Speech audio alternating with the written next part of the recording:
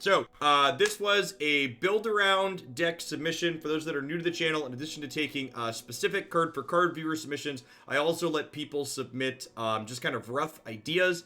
And the person that submitted this had the request that I build a Sunny or a Leona Daybreak package deck. So, Leona, very powerful, flexible champion. Daybreak gives you a bonus if it's the first card you played for a turn. So, she's got a very good stat line for a 4-drop. She stuns something when she comes into play. And then she levels up when you've daybroken 4 times. And she notably doesn't have to see you daybreak, so she levels very quickly and consistently. And then her leveled mode is just constantly stunning every time you daybreak something. The rest of that daybreak package is very good in Runeterra in general, because Solari Soldier and Shield Bearer lets you play defensively against aggro decks while also applying pressure against control decks. So very good mid-range package. We also have Solari Priestess as well as Daylight Spear in this. And then the request to pair this Daybreak package was with Aurelion Sol and the ability to ramp into here a little bit. So Eclipse Dragon is kind of a twofer. So it's a Daybreak to work with Leona, and then it's also lets us ramp into our Aurelion Sol. So if you Eclipse Dragon on 7, it makes your next dragon cost 2 less, which conveniently lets us play Aurelion Sol on 8. Now, you'll note that I'm only playing 2 copies of Aurelion Sol and 2 Eclipse Dragon. That's because one of my favorite things to do in this format is turn these card advantage into tutor effects, basically. So, Dragon's Clutches here draws explicitly 2 differently named dragon cards. And because Eclipse Dragon and Aurelion Sol are the only 2 dragons in our deck, this is guaranteed to draw Eclipse Aurelion Sol. So this, if we draw Dragon's Clutches, we get Eclipse on 7, Aurelion Sol on 8 every time, which is really sweet. Because the core of our deck was only Targon, I have a second splash region here. So we've got Freljord for Everson Sentry. It's another good mid-range card here. Replaces itself when it dies. We got some Tavern Keepers, an anti-aggro card. They got some Grinding Stones to get to our big boom booms a little quicker. Avalanche to clean up against aggressive decks. And then because I'm only on 1 or 2 Aurelion Sol, I've got a cheeky Sejani here. It's just a 6 champion, just a generically good card, like lets you interact with the board and is a reasonably stated threat. And then you'll also notice one other kind of little package I have in the deck is I've got a Howling Abyss as another source of card advantage in the deck, and that pairs nicely with our Divergent Paths here, which can either let us destroy opposing landmarks, or if the opponent doesn't have landmarks in play or in their deck, we can draw our one of Howling Abyss. This kind of gives us 2 virtual Howling Abyss. Haskell, thanks for the follow. I appreciate that. So let's go ahead and dive on into some games with this and see how it goes.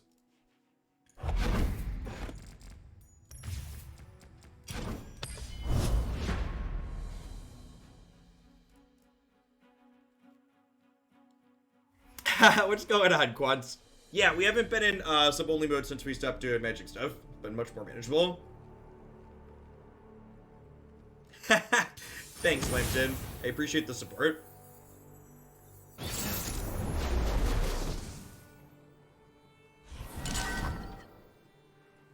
Yeah, I think the transition looks good. I'm interested to see what feedback on it looks like, you know, a couple of weeks from now or a week from now, once it's been the norm. I think it's fast enough that it's reasonable. So Trundle Tryndamere here, very likely a Feel the Rush deck. We're gonna mulligan all of these anti-aggro cards, keep the Solari Priestess. It's hard to say exactly how this matchup is going to play out.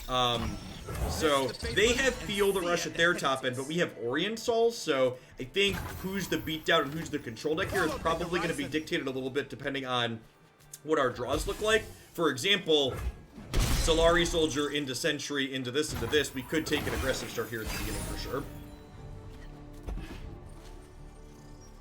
How is game volume balance versus me? Is it okay? I was screwing with some of my audio settings too. Nobody's complained yet, so I assume it's reasonable. Or at the very least, if it's bad, it's not noticeable. Punish transgressions.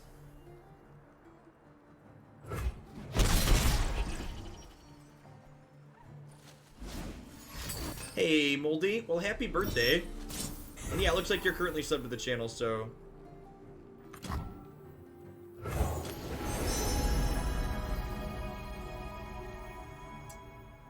Volume's mostly fine. I'll pull the game down a touch. Definitely in for falling comment here, right? Like, getting to obliterate either of these champions is great, especially Tryndamere, who normally has a wood die trigger. Drawing our second copy of Avalanche feels real bad. This is definitely not the matchup we want that effect in. The dawn has arrived. With its light, the Solari will unite the heavens. Yeah, I think part of the thing with Prime subs is I believe it's like a 30-day thing and not a month-to-month.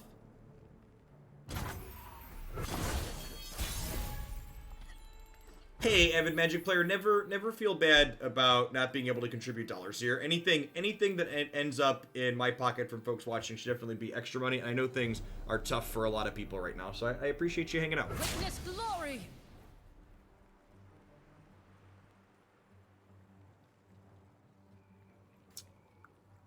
You're just opening attacks here, huh? Tread carefully. Thanks for the sub, gift, Goldilocks.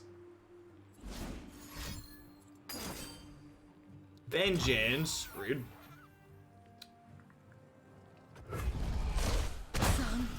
I feel like Leona eating a vengeance here, like before we get to Eclipse and Oriental, is like a real win for us. This is a matchup where they don't have a landmark, and Howling Abyss is very good, so definitely just drawing our Howling Abyss out of our deck here. Gonna do this right away before we draw it ourselves.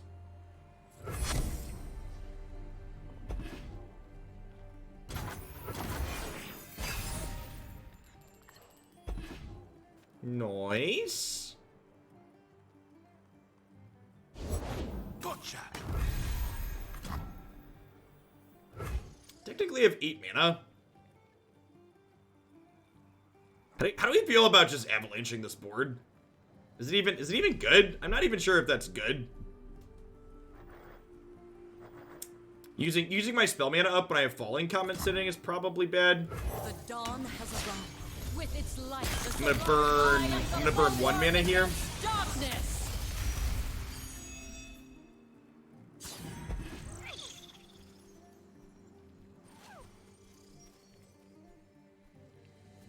So strongest tie breaks on health followed by cost, so the 3/3 gets stunned over the 3/1 here. And the real question is, do I want to... Pilkenstein, thanks for the follow. Welcome to Oglandia. The question is, do I want to Howling Abyss next turn or Eclipse Dragon? I think it's Howling Abyss. That's a little scary.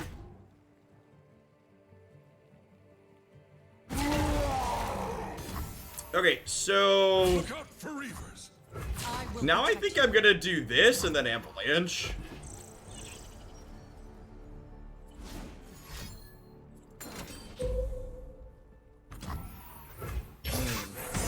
Can't Tavern Keeper later. I think that's fine though, right?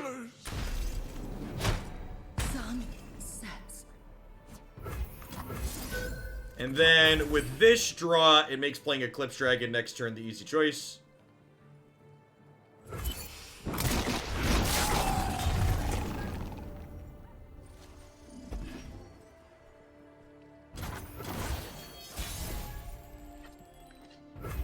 So, with my opponent having ramped, they could feel the rush as early as next turn, worth noting here.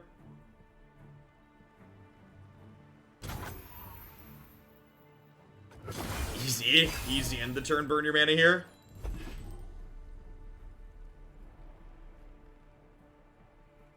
I suppose if they open on Feel the Rush, I might Falling Comet as opposed to Orient Soul.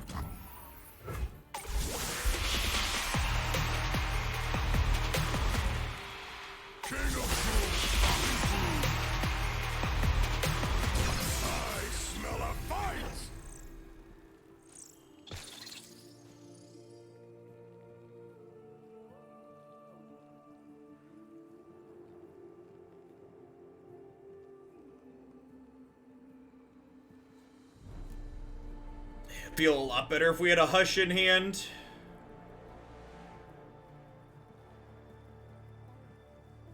Yeah, I guess it's still just Meteor, right?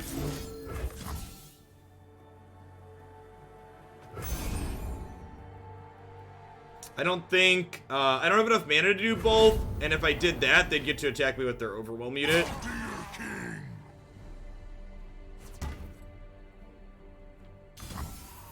Wait, this attack means... Wait, what?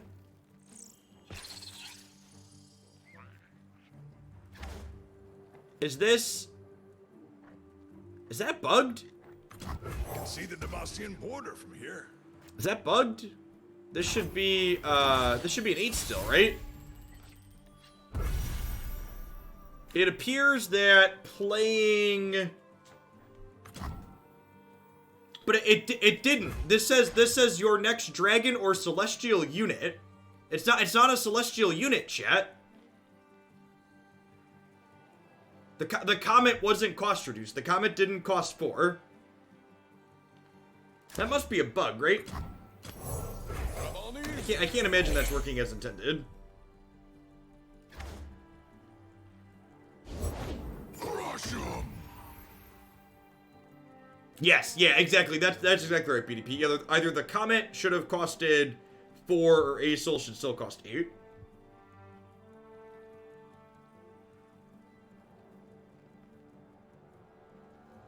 Feel like we're dead here to this leveled Trundle next turn. Really need to draw Hush.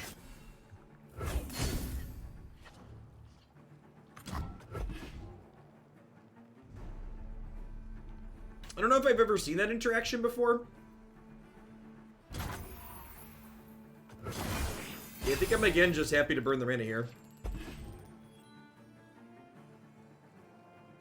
It's always cold in the Freljord. It's good to be the king.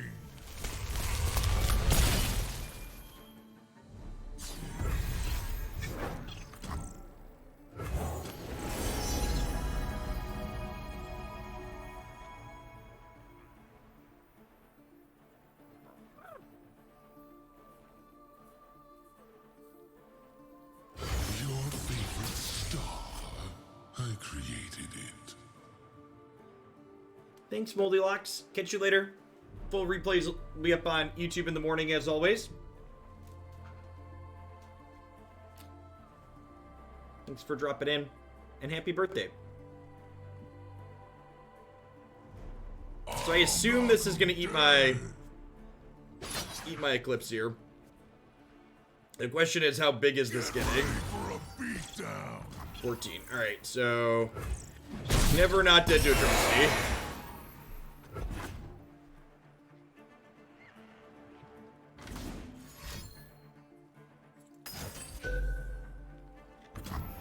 Things that are not atrocity yet.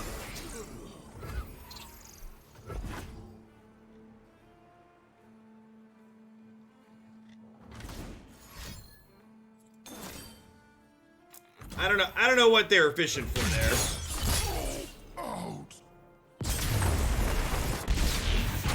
Maybe we should have more than 2 copies of Hush, or maybe I should have a Frostbite. I thought about putting in a Frostbite as like a pseudo third Hush. I'm not convinced that these avalanches are necessary. Like, I've got avalanche and I've got these guiding touches.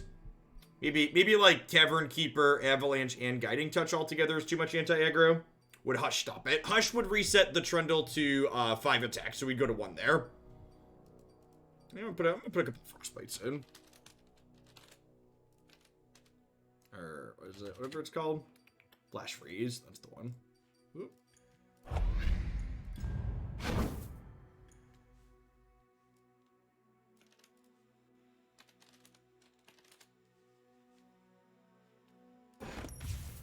Yeah, I have a lot of little dorks that avalanche kills as well.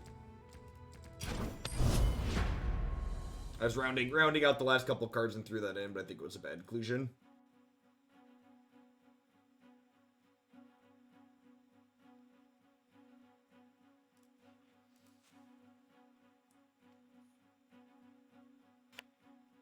I don't know that Orient Soul being 2 less there makes a difference in that game, right? Pretty sure it all just ends up the same. It was like maybe a little bit annoying, but I guess I guess if Reinstall had been 2 less there, I could have drawn a card with Guiding Touch to hit Hush there at the end. Would have been a potential option. So, Ezreal, I think I'm actually inclined to keep a Daylight Spear here, because this is a very damage-based removal deck, so having chunky units with thick bottoms tends to be good. I think it's a little bit greedy to keep too much top end, though I want some things that are cheaper, ideally. But, yeah, this seems good. Go Stones into Day Spear here. 2-drop is excellent as well. Oh, that's a good thought. Yeah, I don't actually know. I think you maybe you're right, Lambton. Maybe the Sky's Descent would have been cheaper. Safeguard our homes. Don't blink or you'll miss me. Okay, so now do I do this so we can hush this and block? That's probably not even very good, just because this will only have 2 toughness on their turn, so if I like hush this and block, they'll just kill it before it kills Ezreal. Watch and learn. I assume they're gonna open here, that's fine. But then when I kill this or take some damage on this, that's really not a big deal. Daylight everlasting. One of the things that's really sweet with Daylight Spear and the Eclipse Dragon is because it's always sunny in Runeterra, you can actually trigger Daybreak and Nightfall simultaneously. So you can get both effects on that card. Firing. This one.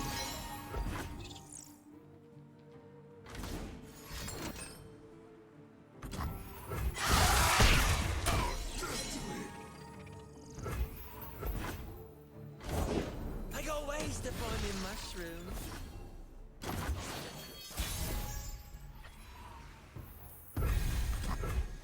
First light illuminates. Drop Leona here. Get to bank up some spell mana this turn. Drop the Eclipse Dragon next turn. This might actually be a spot where... Alright, yeah, you got her. This is probably actually a spot where we want the Nightfall trigger to draw some cards. Gotcha. Dude.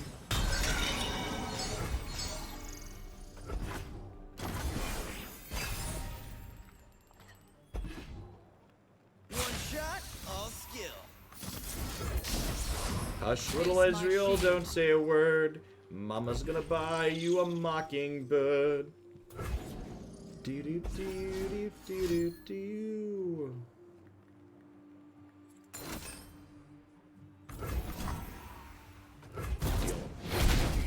Light the signal fires.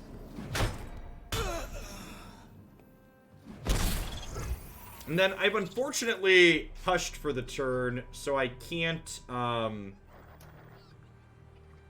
daybreak anything. I think I'm just doing this on Leona and drawing a card.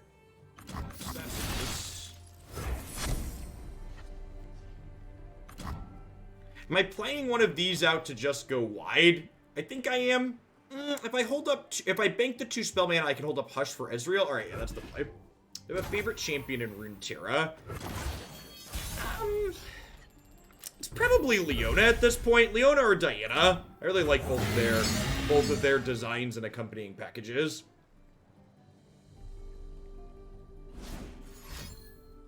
There's the honest answer is there are just a ton of really awesome characters that are easy to identify with in Runeterra. I think their design team has really done a stellar job in general. Both the art and the bubbliness of the characters. Yeah, I could name like half a dozen different things that I just like. I love them. They're great. And a lot of them, you ask me why I like them all for different reasons a lot of the time. Ever vigilant.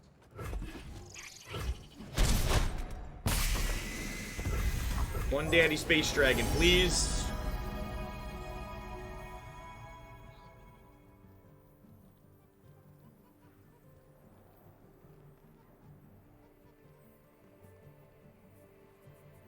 It's probably just one of the spell shield monsters, right? Hello, Runeterra. Let's rock. So I am actually going to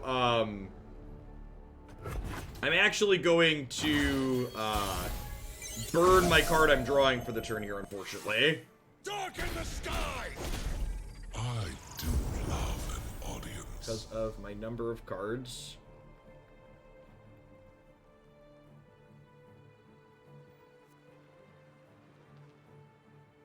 Yes, as far as cards to burn, that was definitely one of the better ones. Okay, so this would be an 8/8, and it levels this. If I drop this to start, we might level Oriental this turn. Fueled by holy light. To shine like the sun, you must burn like it. You must burn like it.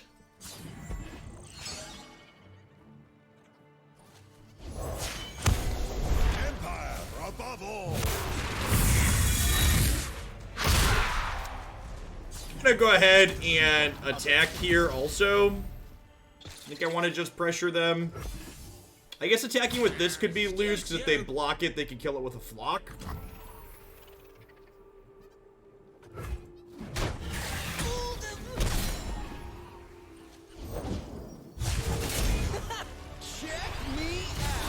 Okay, and I have a hush for that, Dorko, but there's a good chance I'm dead, right? Only one true light. I'm at 8, and every time they play a thing, we take some damages.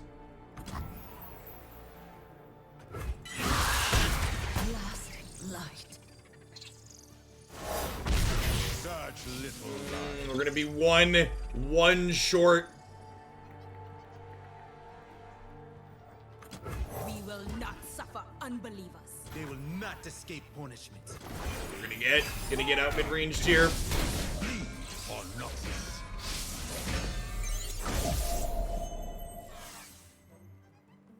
My, how they stare. Remember when the set? Remember when the original drop of cards happened, There's certainly and my people were complaining about how Oriental was just like unbeatable top-end card advantage and nobody could ever keep up with it? It's always funny, and that's something that happens in all card games, not just Runeterra, right? Where, like, you go back and look at the knee-jerk reactions that people that want to give hot takes give at the start of the season, and they're like, you look how things have played out 2-3 months later, and you're like, well...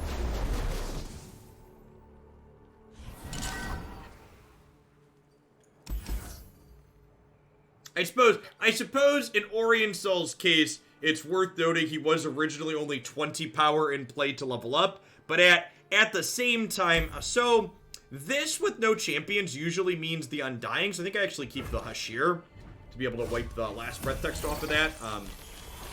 Even if Oriental had his first printed text there, I think he would have been. Yeah, exactly, Sky Zero. And that's something that comes down to very human stuff, right? Like, it's not sexy or flashy to be like, no, we should wait and see. The thing that gets the most clicks and the most hype is like giving the hot take to start. Easy open on attacks here.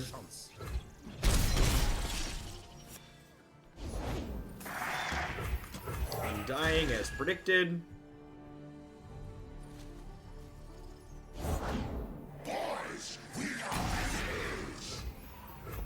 So, the Undying's a 2/2, that whenever it dies, it comes back 1/1 bigger. If its last breath trigger gets to happen.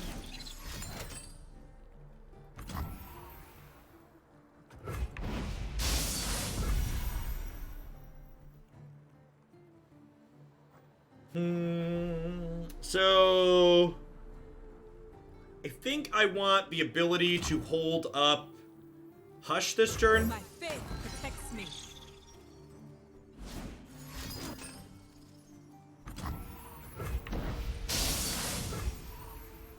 Undying does not come back from Obliterate. So the way you permanently deal with this is either you obliterate it or you hush it before killing it so it doesn't have that last breath trigger on it. So in this instance, we're going to do that. So turn you into a 2/2. These will trade. This won't come back. See, that last breath text is no longer on it. They got a removal spell here in response. It's a little feels bad.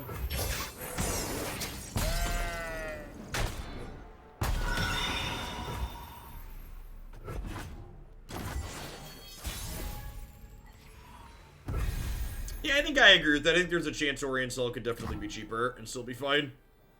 daylight everlasting. Solari control all that her warmth touches. Oh, that's her warm touches. That's pretty good. Devotion through battle. Devotion through battle! I think I'm okay trading this with any of these. Am I? I think I'd rather not trade with that one, right? It is a good daybreak generation.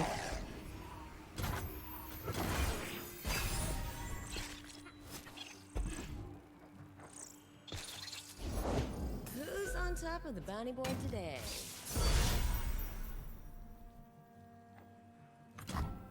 The dawn has arrived. Carry her light across. Behold the divine power of the sun!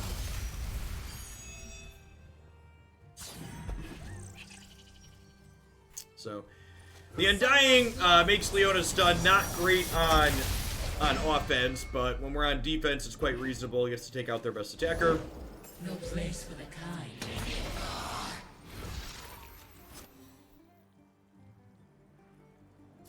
Think we're just passing here. My final test.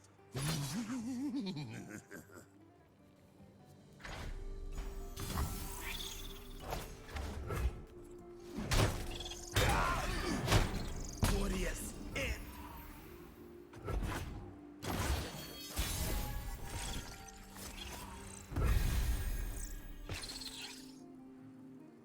So, I mean, like, I could technically Ace-ul next turn, but is that, like, even good? It's probably good.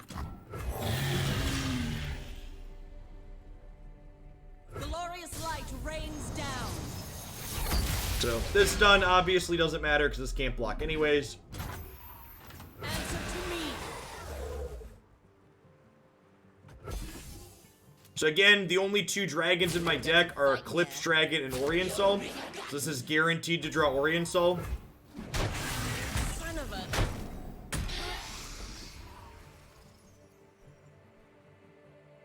Now, I wanted to have my 3 spell mana lined up this turn, so that way I could have this sequence that I'm having right now, where we're going to get to Orient Soul next turn. Success gets you noticed around here. Although, again, I'm not sure Orient Soul is going to be good for Fear. The mist will have you.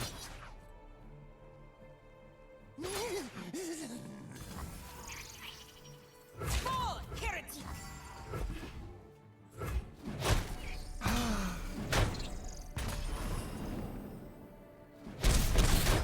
So going down to 7 here.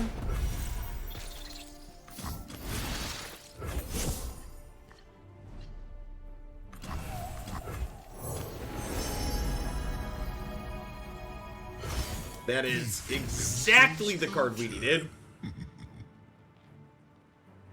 I don't know that it's gonna be enough here. Are we dead actually? I think we're dead, right? Sweet like me. Actually just dead. Damn.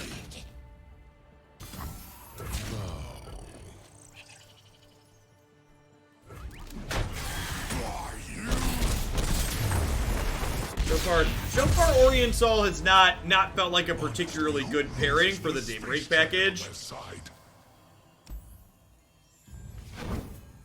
Orange Man bad for us, chat. The Orange Man was very, very much not good. Not good for the home team there. Sweet. I see we got some deck queue submission forms filed. For folks that haven't done that before, I will send you an email back this evening after I'm done streaming, letting you know if something's okay to donate for. I guess it's fine. Yeah, maybe Double Priestess is wrong.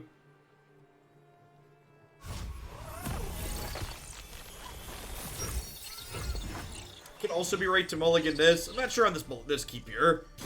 Against Fiora, this might be a little bit of a liability here too. It's a great pickup here for sure. Meh.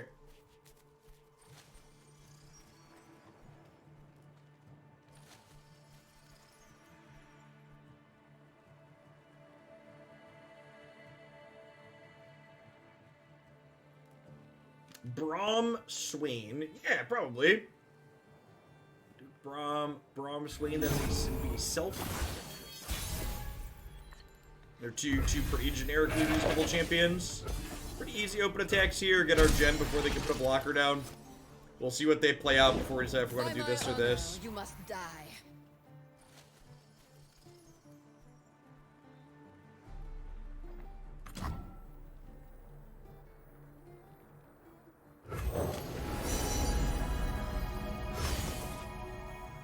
Bask in her radiant blessing.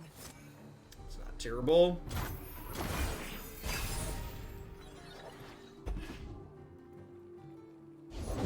Two worlds, one balance.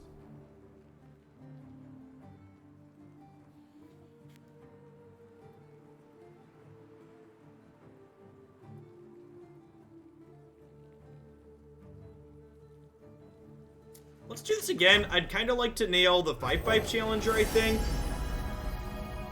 It's unfortunate. I think we're just taking the meteor shower again. The opponent's deck often has some amount of denies in it. To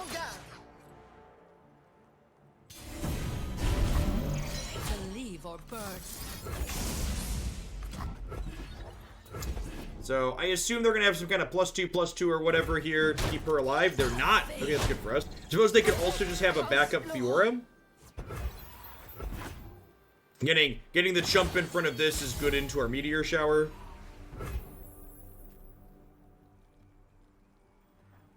Let's lead on Sentry here to start, just in case they have another Fiora. If they play another Fiora, I probably don't want to play out the Grinding Stones. Strength and grace, beauty in the blade. Beauty in the blade. I think we're just passing now. Need to bank our spell mana here. Nature blesses her followers. We each defend our brethren. Nature blesses her followers. We each defend our brethren. Grinding Stones.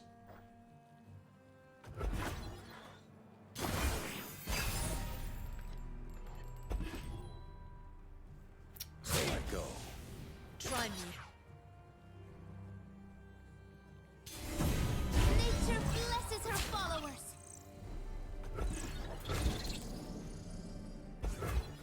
Now, we mostly just play normal constructed here. One is Iros. Not super big on specialty game modes, personally.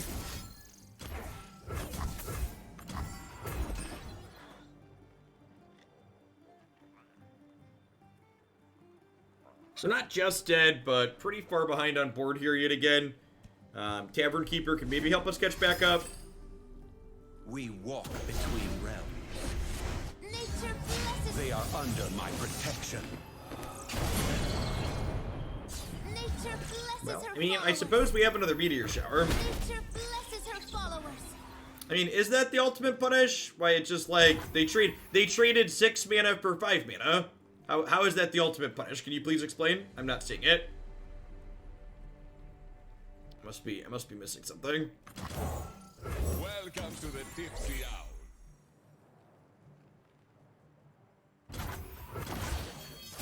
I agree that it's like not good for us, but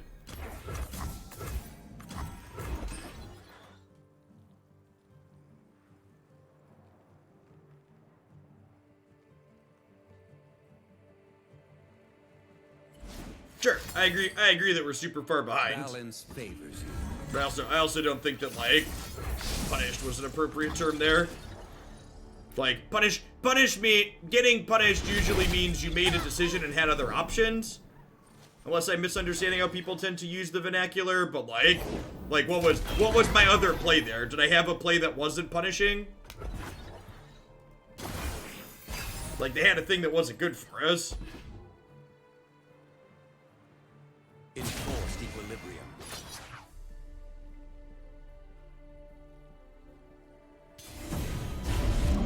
Nature blesses her followers.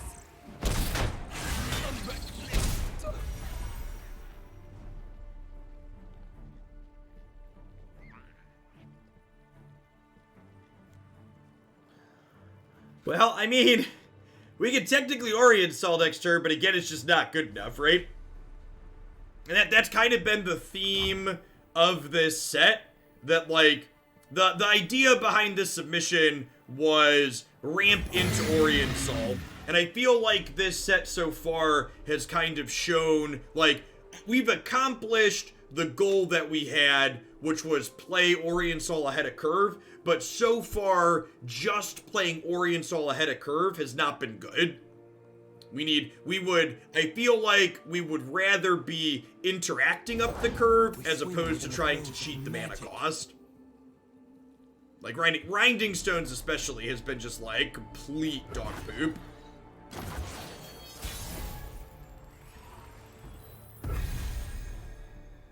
Has not felt good. Korluski, thank you for the 28 months of support. I appreciate that. Welcome back. Thanks for keeping me around.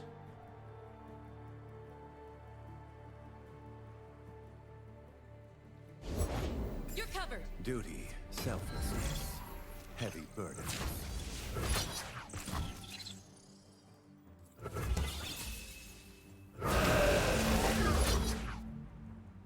It's the part where they barrier this and give it 7 attack because of Shen and kill my dragon.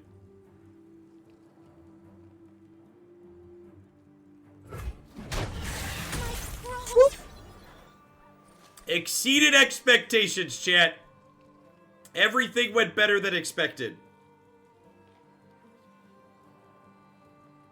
I don't know that we can win this game, but our dragon didn't get savaged at least. We've got that going for us.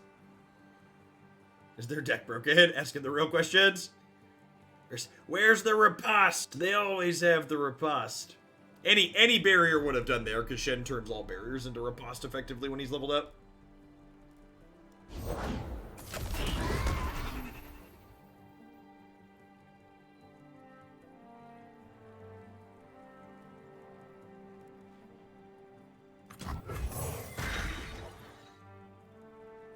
And at the moment, we are dead to opens. If they don't open, this Leona puts us in a real good spot, though.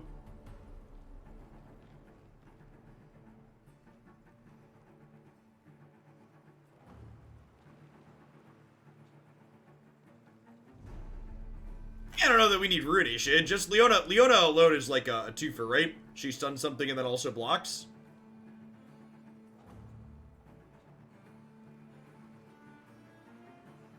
Hey, thanks for the 17 months, Andy. I really appreciate the prime. Welcome back. I'm loving Runeterra too. It's great. Easily my favorite card game right now. Alright, and I assume this is them setting up the open attacks here. Face me, coward! Face me, coward!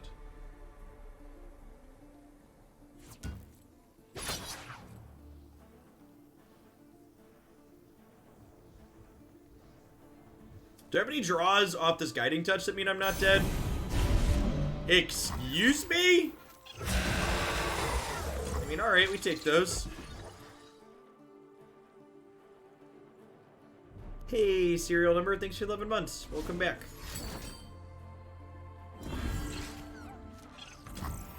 Yeah, respecting the crap out of star shaping, I suppose. I think I just let these trade, right?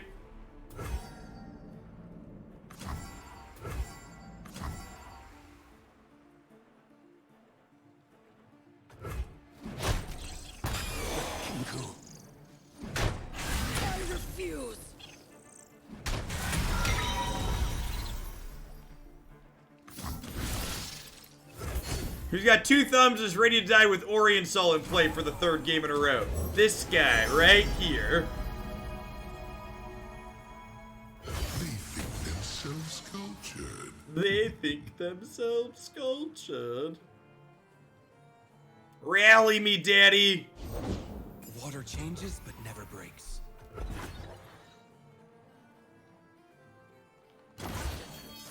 One drop, 2 drop. Give me a 1 drop or a 2 drop. I do love an audience.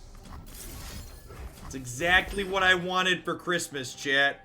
Denied. Don't do it. Have a heart. Have a heart, opponent. Tank, deny. Oh, no. What else could I possibly have? Just deny me. Maybe they have a single combat, and they want a single combat to start? Just pop the old spell shield.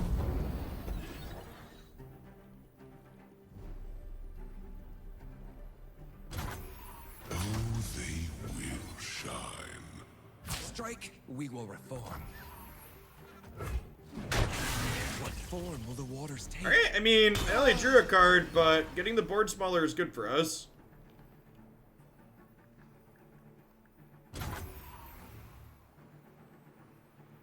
Okay, so I think I'm just supposed to pass here, because I'm not dead to opens if I pass, because I have this, right? I could obviously play this, but then I could be dead to opens. They'll pay attention.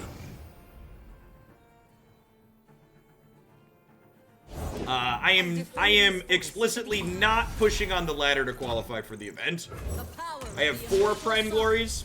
Behold the divine power of the sun. If you're new to the channel, most of the decks we play here are viewer submissions, such as this one. So trying to ladder up while playing a majority of that is tough. We have while we have a number of winners, we also have a number of losers.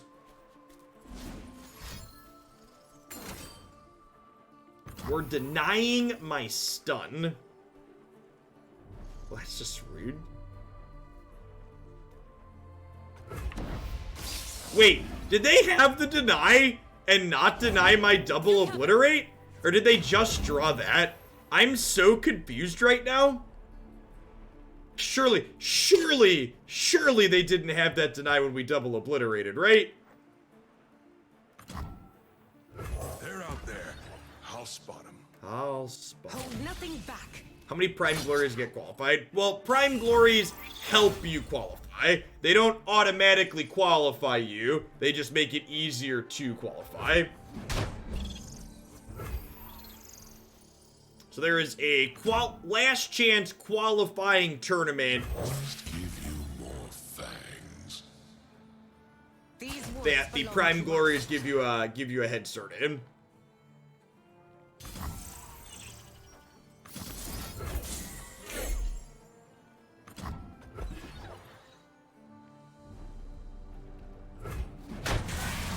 Man, are we gonna stabilize this game because they didn't try and push lethal that turn? I think we might. We were definitely dead to an attack all. I do love an audience. Oh, I could have leveled Acel with gems. That's such a good catch. That's fine, I don't think it matters. No, you were super right. I definitely could have done that. Wow. Okay, yeah.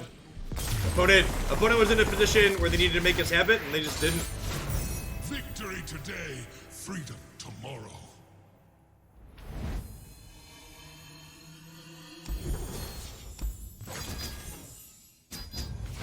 Never give up, never surrender.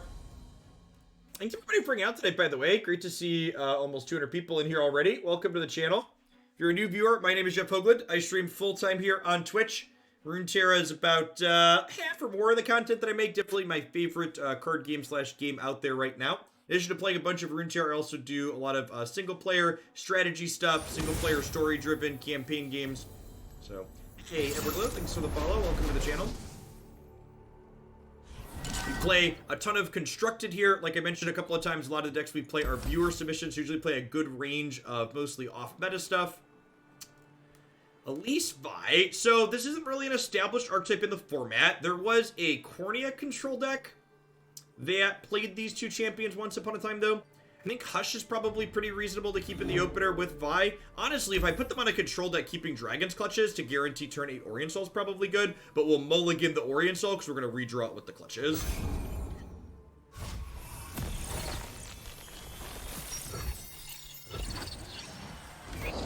Lady Elise, where are you?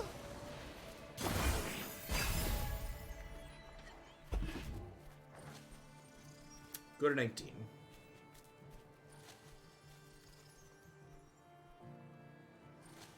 Our opponent failed to try and push lethal at one point when we would have died, then we ended up stabilizing and winning. No.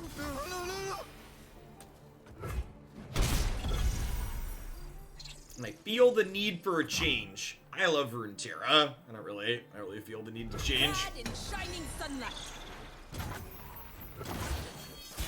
Also, I'm pretty sure I know the answer to this, but does Gwent do random card packs? I'm not really sure I ever want to put money into or support a card game that does random card packs ever again. I'm pretty over that whole scene.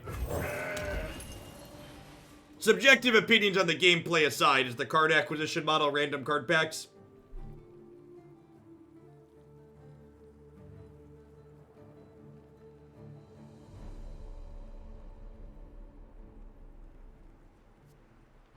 Runeterra has really ruined me for playing other card games.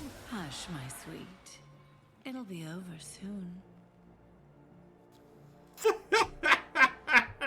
What's your hurry? Oh, the purveyors of the capitalism. Jeff, you don't need to spend money on this game, Jeff. It's not intended for you to spend money. They make it out of the kindness of their heart, Jeff.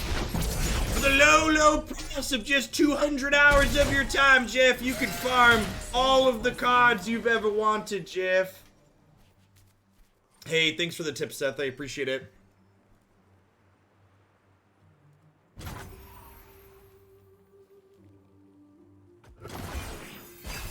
You don't value your time, right? The one bit that free-to-play players, and for the record, I'm glad free-to-play exists. I'm glad that it's generous in this game and it's varying amounts of generous or not generous in other games. But like, the one thing free-to-play players miss, or just like the thing that they assume that I think is really condescending and short-sighted for them to assume is that there are free-to-play players who genuinely think, who love grinding, and they think that everybody should enjoy grinding, but a lot of people just don't. Like, I don't enjoy playing a deck that's half-powered against other decks that are half-powered in the bottom rung of whatever ladder of whatever game you're playing. And I'd much rather just like, if a game, in my opinion, if a game is worth playing, it's worth spending some amount of money to get started to me, so I never have to do that. So I never have to sit there and grind tedious BS. I think we're taking the warrior here. If they are a control deck, this will let me apply some pressure nicely. Yeah, and I mean, like, so, like, your time's not free, and, like, there's a factor where, like, if you really enjoy grinding the freemium mode, like, more power to you. I'm not gonna yuck your yum. Like, if you live to grind free-to-play games, like, more power to you. I really don't. It's just, it's not something that I enjoy. I just find it incredibly tedious. Alright, I'm just gonna burn their mana here. I have no desire to kill a spider and let them play cards here. How's it been so far? The Turbo to Aurelion Soul has not felt particularly amazing so far, Chef Seth. Grinding Stone notably has been super awkward in a lot of the games that we played. There's nothing to fear. Yeah, I mean, like, don't get me wrong, like, there's genuinely a lot of people that, like, they live to grind freemium games, like, that's their joy is accomplishing that small collection, but, like, honestly, that's something that I love about Runeterra, like, something that gets brought up constantly with Arena is like, well, Jeff, you just need to enjoy playing Limited, because if you play Limited, you will get better value for the money you're putting in. So the solution is I have to play a game mode that I don't like to then have good value for the game mode that I do like. And Runeterra, to their credit, among many different ways, they don't force you to play game modes that you don't enjoy. They give you an expedition token every week, but if you don't like playing expedition, don't bother with it. You get to still just cash it out into an epic capsule. To shine like the sun, you must burn like it.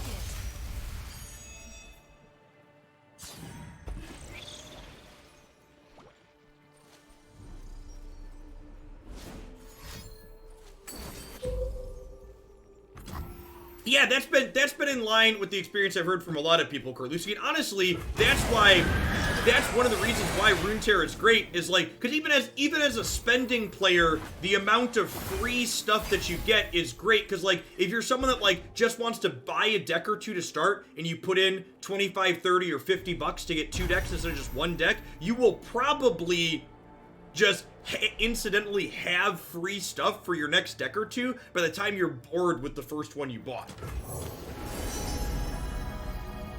Definitely want the one that's resilient against their archetype.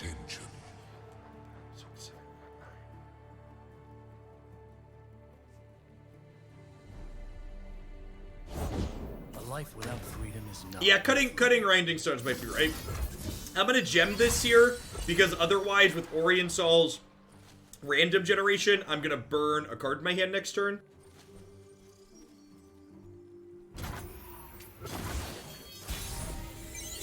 Yeah, it's funny. The folks in Discord were talking about, well, like, what if other games like, you know, Arena made just like lets you buy wild cards in their game at the same price Runeterra does, and like other card games like Runeterra is friendly just by the way the decks are designed too, right? Like when you look at Runeterra decks, they're not just a pile of rares, right? Like there's so many commons and uncommons that are playable in these decks that like the reason why $3 champions and $1.20 epics is acceptable is because your deck isn't all epic cards, right? Like Runeterra would be pretty expensive if your decks were all epics. Like imagine the percentage of Runeterra cards in your deck was as high as the percentage of rares is in Magic decks. It would be absurd, right? Like the cost would be like super like astronomical basically. To the stars. I'm gonna attack with this and we'll hush this if they want to block with it. Be quiet. I have not heard that interaction before, and it is stellar. Be quiet. Shadow versus deck cannot control with power creep. There used to be 1 to 2 legendaries per deck and then became 78. Sure, yeah, and like, so like, there's a lot of bad faith people that have been hurt by other card game companies before, where they're like, well, Riot's just being generous right now because they're trying to get new people, and they're jaded, they're like, they're gonna become more stingy later. And it's like, well, there's a hard cap at 6 champions per deck, right? So it's not like Runeterra decks can randomly become all champions unless they fundamentally change the rules of the game. Well, that's terrifying. Behold, my masterwork.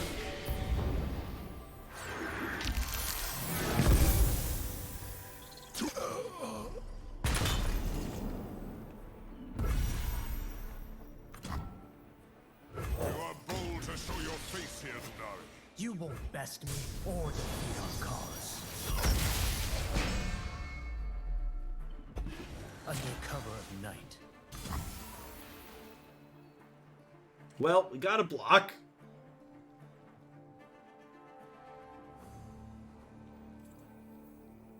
Taste my shield. I know that there is currently some animosity in the Hearthstone community based on how their rewards track was changed, but I'm definitely ignorant as to what the details are surrounding that. Nothing escapes my watch.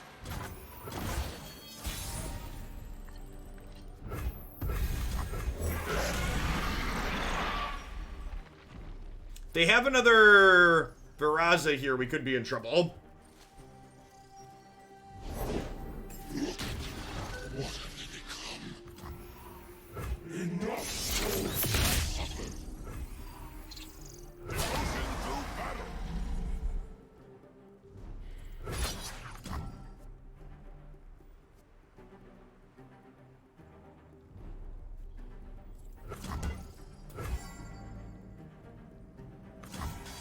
Let's take this outside.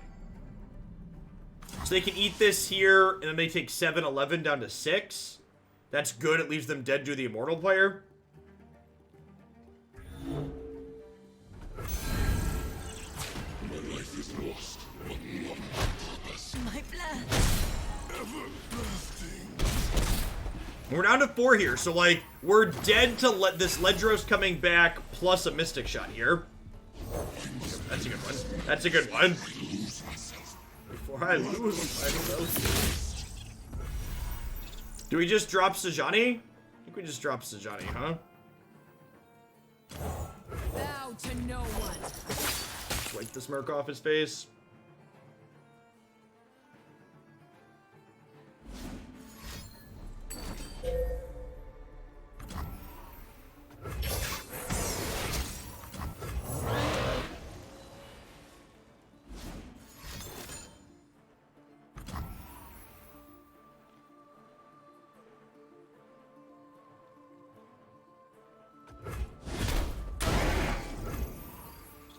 We drop Sejani next turn, we could play around Atrocity. Oh, that's a good thought. Her light will always rise. Yeah, Atrocity wasn't on my mind. Is X greedy enough to play that? I guess this deck is like Greed Incarnate, huh? So probably. JK, I knew that was on top of my deck, so we're good. Yeah, I just need a little bit more faith from the Twitch audience.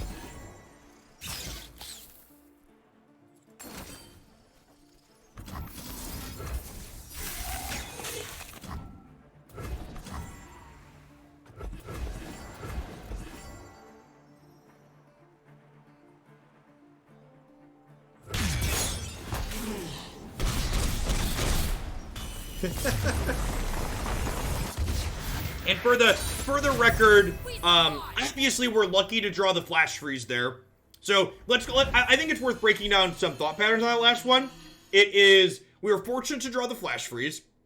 I think I wasn't thinking about Atrocity, but even if I had been thinking about Atrocity, I think it's actually incorrect to hold the Sejani there, because my opponent's archetype, I think, is far more likely to have a second Ruination than a first Atrocity in that position there. So I think playing the Sejani out and playing into a second Ruination potentially, as opposed to not playing around the Atrocity they're less likely to have, is not great.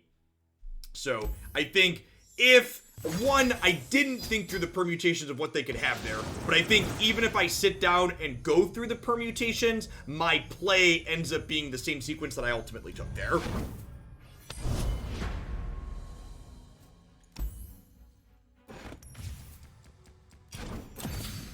I'm gonna cut the Writing Stones. They've been really bad.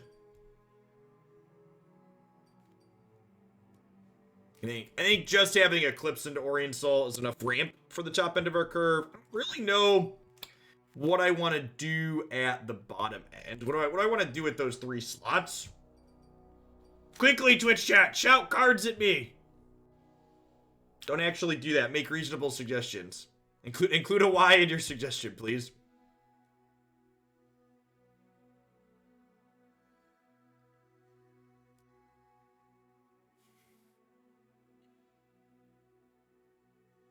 Nah, Star Shaping's like a really, really awkward, clunky card. I don't think we can play Mountain Scryer as constructed. I think like 6 is like the ceiling on the number of misses.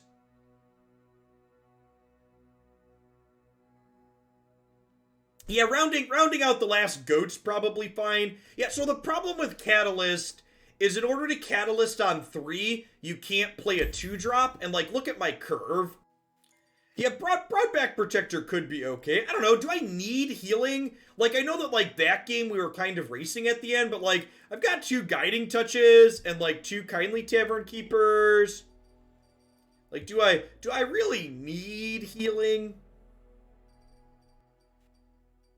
Well, Grinding Stone has the problem that it just dies to everything. I feel like my deck has enough top end. I feel like I want another card that's like 1 to 4 mana. Yeah, I think I agree with Pengu Power. I think if we wanted more healing, Guiding Touch is probably what we want, which could be fine. I could also just like play another cheap card at the bottom. Like, we could just round out our other 2-ups here and be an adult. Like, we could just like play Guiding Touch, play Tavern Keeper.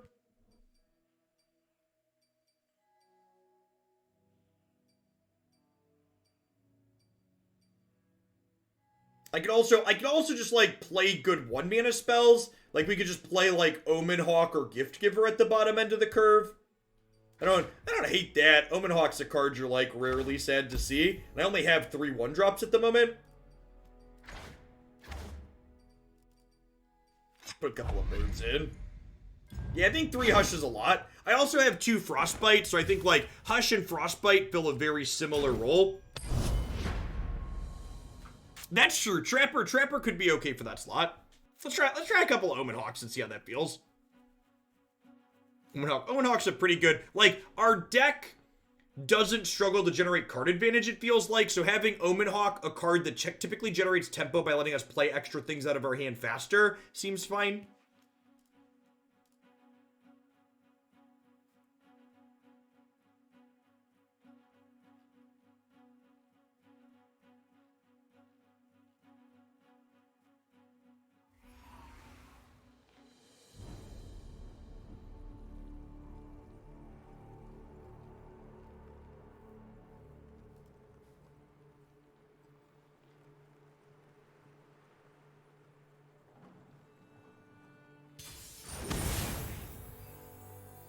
I mean, Pale Cascade is certainly a good card. I don't know. I don't really feel like there are any decks or cards in this game right now. Like, I feel like you could give me any card in any region right now, and I could give you a deck that plays those regions that reasonably doesn't want to play that card. I think there's cards that are common across archetypes, like there's staple cards that we see, but I don't think there's something that's like an auto-include in actual everything. Life is good. Thanks for the follow. I appreciate that. Welcome to Hoaglandia. So, opponent's deck, almost certainly an avalanche deck, but at least get to generate a gem and smack him for 5 here. Yeah, I'm okay with this trade. Just get my gem in. Look out for reavers. Fight the signal fires. Kinda bruised by dogs, so like, it's really hard to objectively measure certain combat tricks. So like, you're right that Pale Cascade is a cheap combat trick that that has the potential to generate 2-for-1s, but like, to give another pointed example, what's it called is the same. Troll Chant is another combat trick that generates situational 2-for-1s, but they're just completely on board as opposed to being a 2-for-1 that comes out of your hand. I think that distinction is important.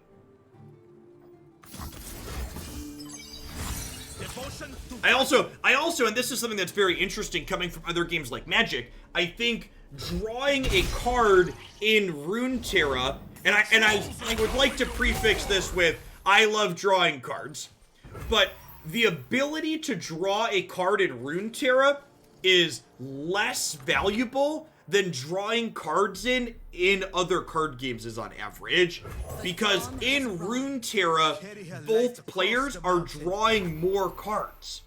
Oh, I don't get the Daybreak trigger there. Wasn't thinking about that with the gem. Probably still play here, but it's not great. It's not great. It's like there's a lot, like, Runeterra as a game cares about tempo more than any other card game I've ever played, and that's awesome. I think games, like, gameplay caring about tempo is an incredibly good thing in my opinion. Games tend to be more interesting in my opinion when tempo is more important than card advantage. Daylight everlasting. Solari control all that her warmth touches. Ruinate me, daddy. Sure. You have an avalanche. A little snowball. Hey, Burning Piggy, thank you for the Prime support. I really appreciate that. Welcome back. Thanks for keeping me around. I think I am...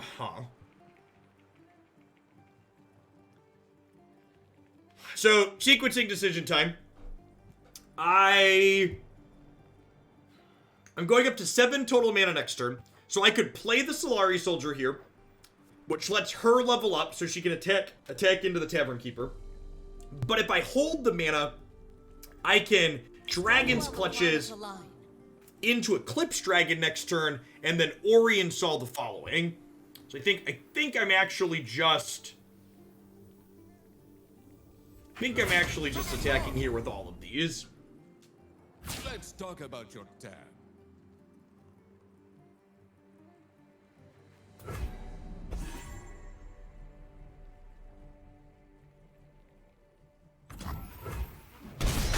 Yeah, I agree, Grids. I think there are, one of the things I love about Runeterra is how playable combat tricks are in general, and I think there's a lot of combat tricks that are comparable.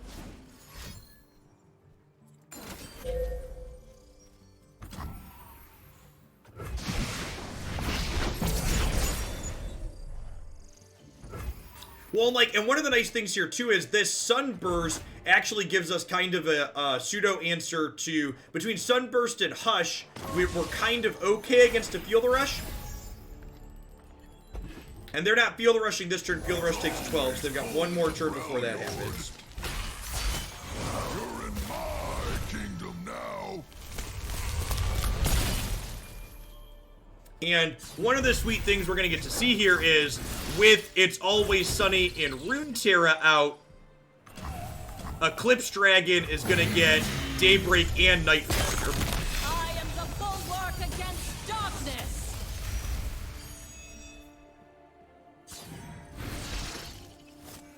They changed the timer to make the games faster. Not strictly. So they changed the timer so you can bank mana into later turns now. I'll knock 'em dead. Do not stand in my way. Get ready for a beatdown.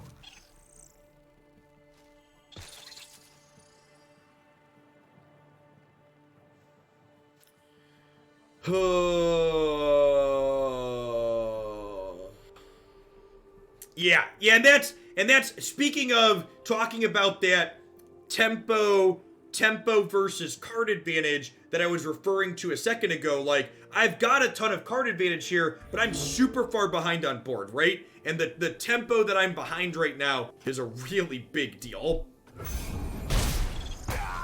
Yes, yeah, that's been consistently a problem. We consistently have a full hand and are consistently dying with a full hand. Can you hush, Trend, and kill it? With what mana?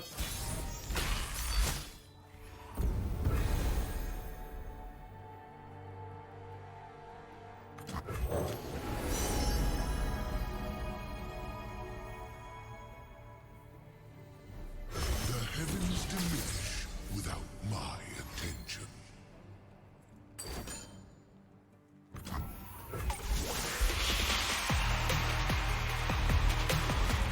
Zerny, thank you for the follow. I appreciate that. Welcome to Atlantia.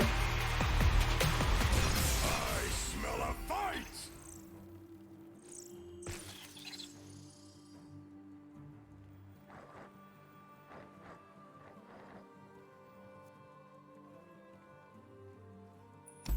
Yeah. I think I'm gonna be done with this one. Yeah, I've really just Space dragon on my side. not been impressed with Aurelion Sol as a card. I feel like those games that we just played there are pretty typical of like what I see happen with Aurelion Sol.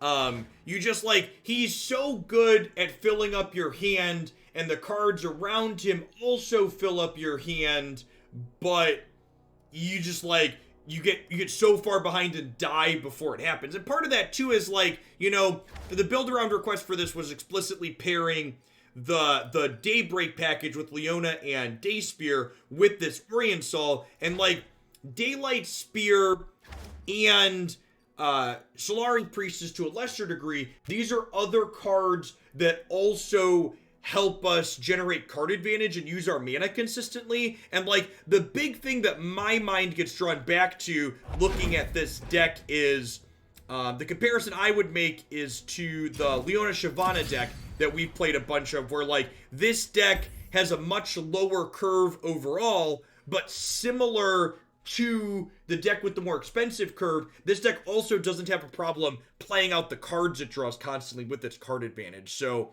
I feel like the kind of over-the-top nature that Aurelion Sol provides largely isn't necessary, and outside of the Leona Swain deck that just plays a cheeky one of a Sol, I haven't really loved him. Yeah, and maybe like this deck, it could just be like, I definitely don't love Aurelion Sol specifically with the Daybreak package, because like we said, the Daybreak package has so much card advantage and so many things to spend your mana on already between Priestess and, you know, Daylight. Like, if you think about it, this card and this card in a way are like 7 to 9 mana worth of plays themselves every time you play them, right? Like, they're their base cost plus whatever they generate you're spending on mana. So like, with those expenses, also having this Eclipse Dragon Aurelion Sol at the top end of your curve doesn't feel super stellar.